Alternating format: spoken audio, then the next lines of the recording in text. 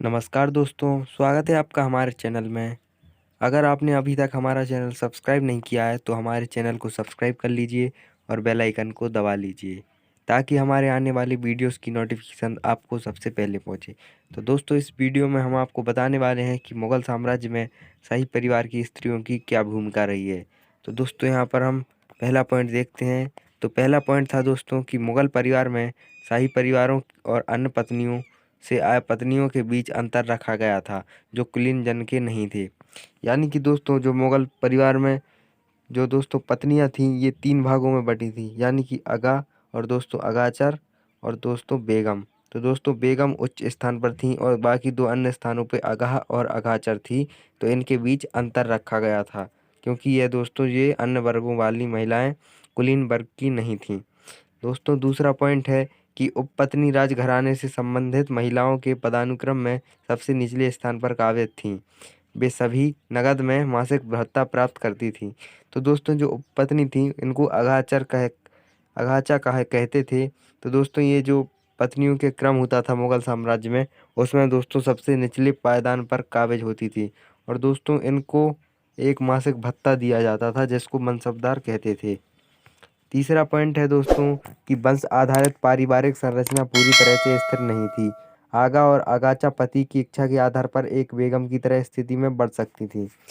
तो कहने का अर्थ दोस्तों यह है कि जरूरी नहीं है कि जो पारिवारिक वंश आधारित जो स्थिति थी वो स्थिर थी, क्योंकि दोस्तों जो बेगम थी वो दोस्तों आगा और अगाचर अगर पति बनाना चाहे तो वो आगा और अगाचा को भी बेगम बना सकता था। तो दोस्तों इसलिए वहाँ पर वंश आधारित पारिवारिक संरचना नहीं थी।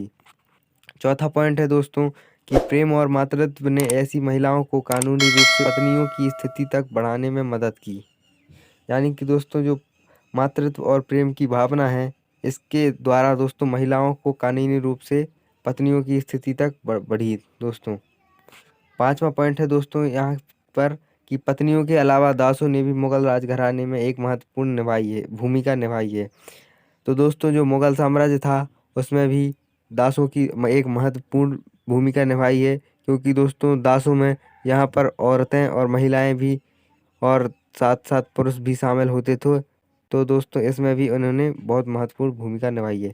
छठवां पॉइंट है दोस्तों कि नूरजहाँ के बाद मुग़ल रानियों और राजकुमारियों ने महत्वपूर्ण वित्तीय संसाधनों को नियंत्रण करना शुरू कर दिया।